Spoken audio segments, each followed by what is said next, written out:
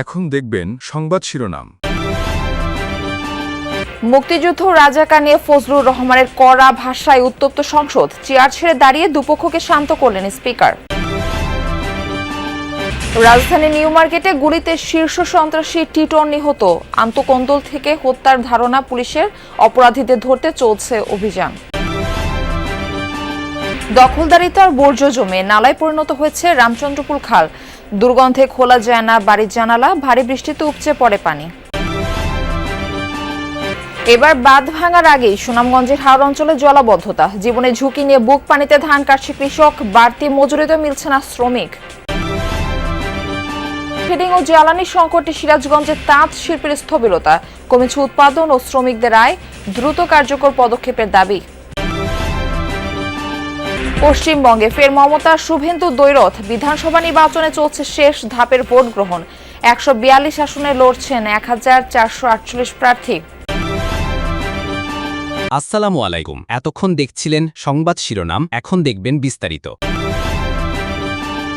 মুক্তিযুদ্ধের সাথে জুলাই আন্দোলনের তুলনা অমূলক বলে মন্তব্য করেছেন সরকার দলীয় সংসদ সদস্য ফজলুর রহমান। কথা বলেন জামায়াতের রাজনীতি প্রসঙ্গেও। তার বক্তব্যের প্রতিবাদ জানান বিরোধী দলীয় নেতা ও সংসদ সদস্যরা। মঙ্গলবার সরকার ও বিরোধীদের বক্তব্যে উত্তপ্ত ছিল জাতীয় সংসদ।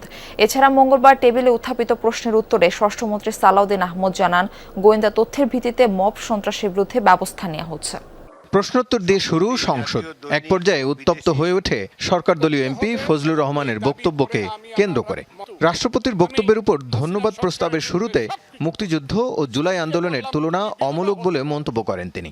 বলেন, মুক্তিযুদ্ধ এত সহজ জিনিস নয়, ব্রিটিশ বিরোধী দীর্ঘ আন্দোলনের ফসল মুক্তিযুদ্ধ। 5ই আগস্টের যোদ্ধাদেরকে আমি ছোট করে দেখি না, তবে কোনো কারণে আগস্ট কোনো বিপ্লব নয়, আগস্ট হলো গণ অভ্যুত্থান। সেই গণ অভ্যুত্থানকে যারা মুক্তিযুদ্ধ এবং মুক্তিযোদ্ধার সঙ্গে তুলনা করতে চায়, জুলাই যুদ্ধ এবং মুক্তিযুদ্ধ, তাদেরকে আমি বলবো, সবাইকে আমি বলবো, এই কথাটা বলাই অন্যায়।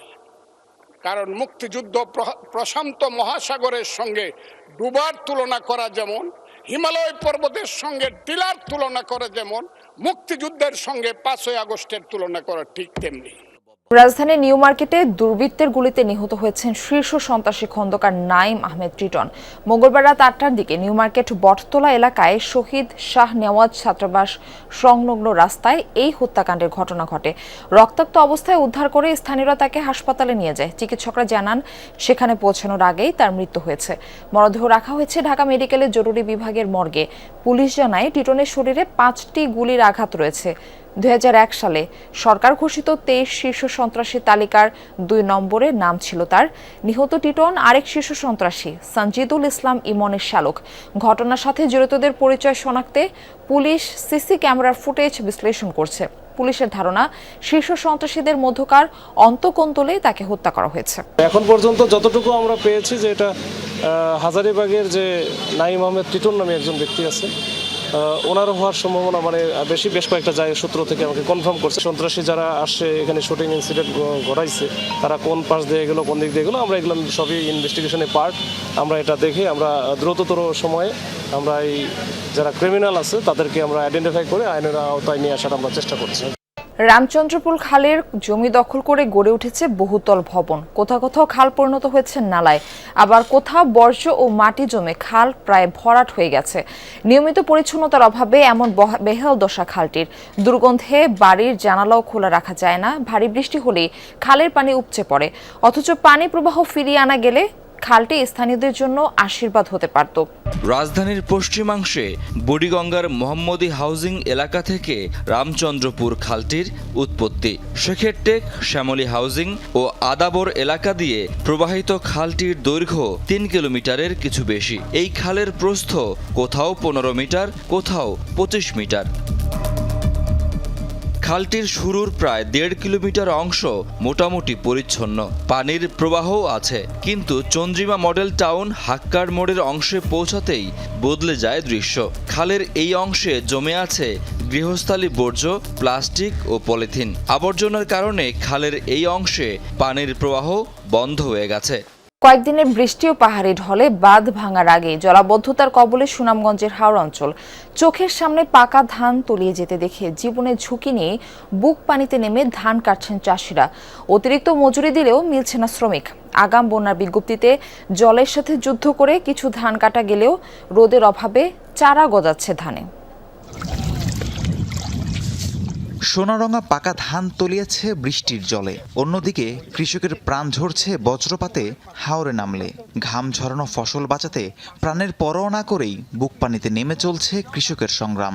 নিদারুণ এই দৃশ্য সুনামগঞ্জের প্রতিটি হাওরে। ঠান্ডা বাতাস, তাছাড়া পানি তো আমরা পানির ধান কাটা যায় না। ছয়টা থেকে এই পর্যন্ত আমরা ধান কাটতেছি, খুব করে কষ্ট করে কাটতেছি। আমরা কৃষক, এই ধান না কেটে পারি না।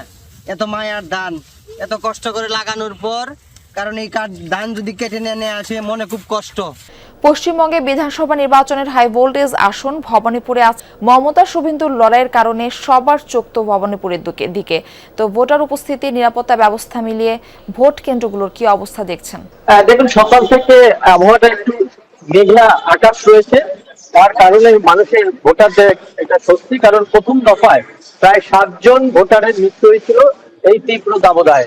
আমরা এই মুহূর্তে দাঁড়িয়ে রয়েছি দক্ষিণ কলকাতার ভবানীপুরে মুক্ত ইনস্টিটিউটে। এখানেই মমতা বন্দ্যোপাধ্যায় বিকেলের দিকে ভোট দেবেন, কিন্তু এই মুহূর্তে তার ভাতিজা অর্থাৎ সাংসদ তথা সর্বভারতীয় সাধারণ সম্পাদক অভিষেক বন্দ্যোপাধ্যায় কিছুক্ষণের মধ্যেই ভোট দিতে আসবেন।